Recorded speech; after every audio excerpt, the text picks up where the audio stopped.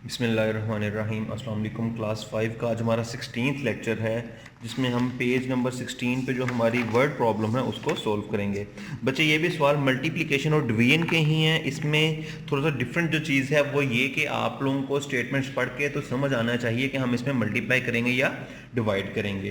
तो one by one हम इनको देख लेते हैं। मैं इसमें आपको सिर्फ स्टेटमेंट को पढ़ना, उसको अंडरस्टैंड करना और उसको किस तरीके से हम लिखते हैं, सवाल किस तरीके से स्टार्ट करते हैं वो समझाऊंगा। बाकी आप मल्टीप्लिकेशन और डिवीजन का जो मेथड है वो आप खुद से कंप्लीट करेंगे। जैसा कि क्वेश्चन नंबर 1 अगर आप पढ़ें, उसमें वो कहता है कि jumbo fancy store wants to place an order for candles. वो कहता है, ये एक स्टोर का उसने नाम बताया हुआ है और वो कह रहा है कि उसने कैंडल्स कुछ ऑर्डर करनी है। If one box contains 144 candles.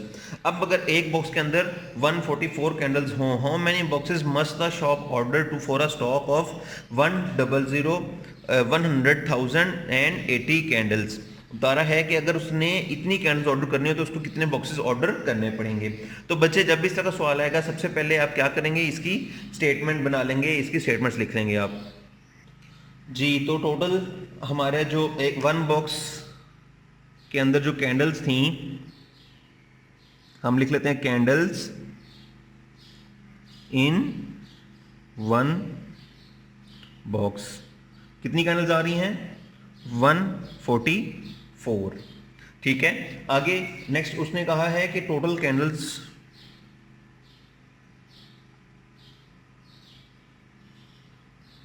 Stock of candles, कितना उसने स्टॉक ऑर्डर करना है? 100,080। आपने क्या किया, आपने दोनों जो उसने डाटा हमें दिया हुआ था हमने वो लिख लिया। अब आप आगे क्या करेंगे, अब आप देखें अगर, तो वो बता रहा है ये टोटल कैंडल्स उसने ऑर्डर करनी है, एक बॉक्स में इतनी कैंडल्स आ सकती हैं। तो वो कह रहा है टोटल बॉक्सेस हमने कितने ऑर्डर करने हैं। तो total number of boxes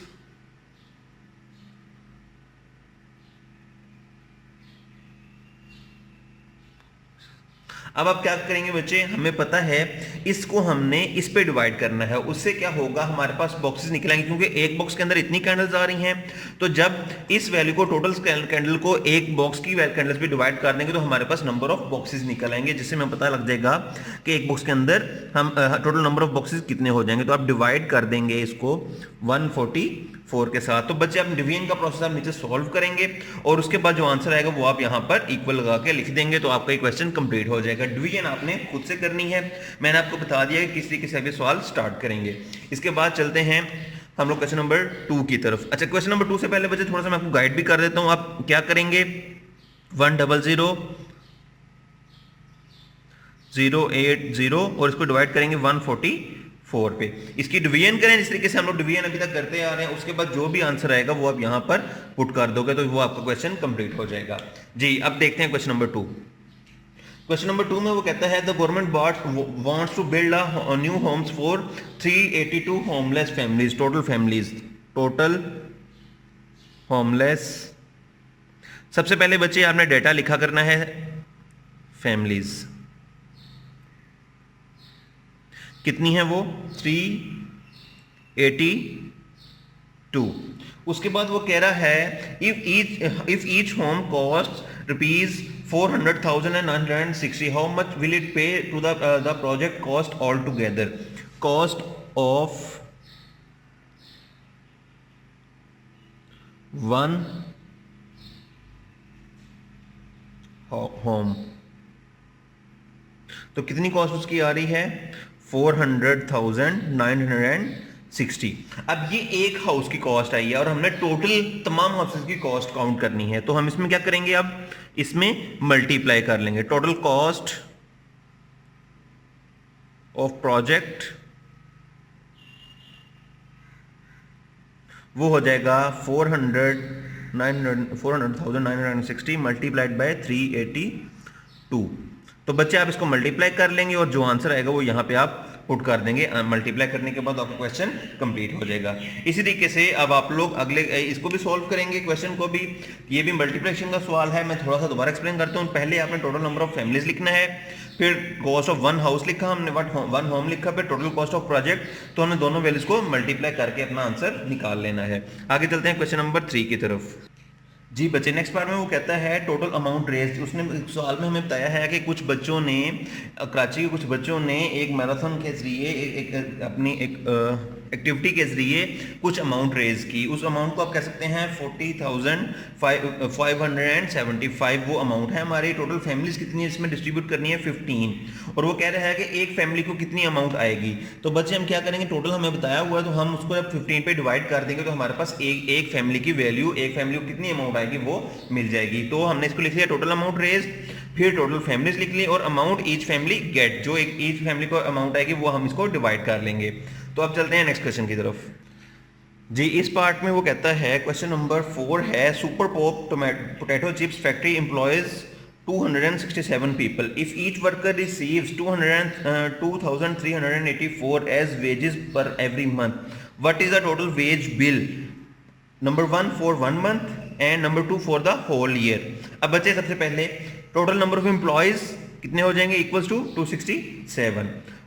If each worker receives, each worker wage is equal to 203.84. अब आप ये स्टेटमेंट बच्चे खुद से लिखेंगे। उसके बाद what is the total wage bill for 1 month? पहला पार्ट है what is the wage for 1 month. तो अब आप क्या करेंगे, 267 को 2384 दोनों वैल्यू से मल्टीप्लाई कर देंगे तो वो 1 मंथ की वैल्यू निकल आएगी। फिर उसके बाद आप सेकंड पार्ट पे जाएंगे, wage for the whole year, wage for the whole year. अब आप बच्चे आपने क्या करना है, यहाँ पे जो आपने पर मंथ की वैल्यू निकाल ली है, तो चूंकि एक साल में 12 महीने होते हैं तो हमने टोटल वैल्यू निकालनी, तो जो यहाँ से वैल्यू आई होगी हम उसको मल्टीप्लाई कर देंगे 12 के साथ, तो हमारा पार्ट नंबर 2 का आंसर आ जाएगा। फर्स्ट पार्ट में हमने इन दोनों को मल्टीप्लाई करना है और उसके बाद सेकंड पार्ट के लिए उसी आंसर को 12 से आप फिर से मल्टीप्लाई करेंगे तो आपका क्वेश्चन नंबर 4 कंप्लीट हो जाएगा। क्वेश्चन नंबर 5 में वो कहता है, if a rocket travels a distance of 756,480 kilometre in 240 hours, how many kilometre does it travel in 1 hour. दोबारा मैं स्टेटमेंट पढ़ देता हूँ, if a rocket travels a distance of 756,480 kilometre in 240 hours, how many kilometres does it travel in 1 hour. तो हम क्या करेंगे, एक उसने बताया है कि रॉकेट जो है वो टोटल 240 आवर्स में इतने किलोमीटर फासला तय करता है। तो अब हमने 1 आवर का डिस्टेंस निकालना है।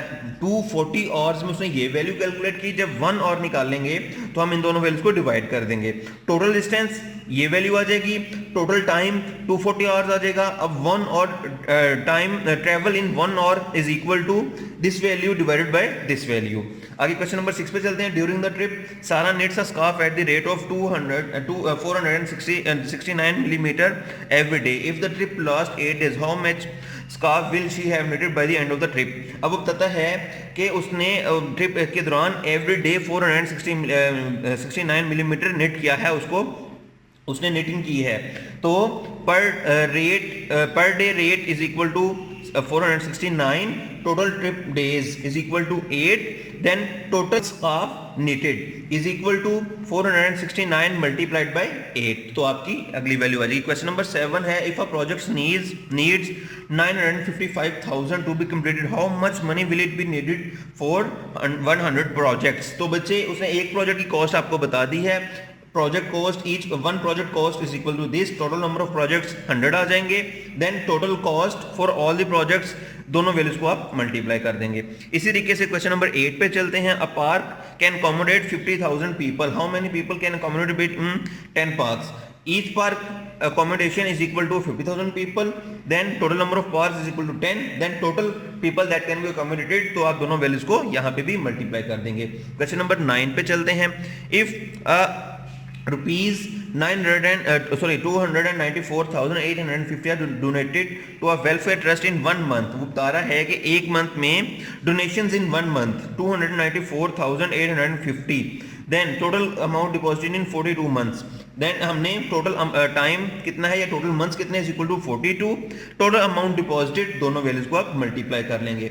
इसी तरीके से बच्चे क्वेश्चन नंबर 10 और 11 में आपको दे रहा हूं, वो आप लोग खुद क्वेश्चन को अंडरस्टैंड करेंगे और उसको सॉल्व करेंगे। तो इस तरीके से आपकी एक्सरसाइज कंप्लीट हो जाएगी। Thank you.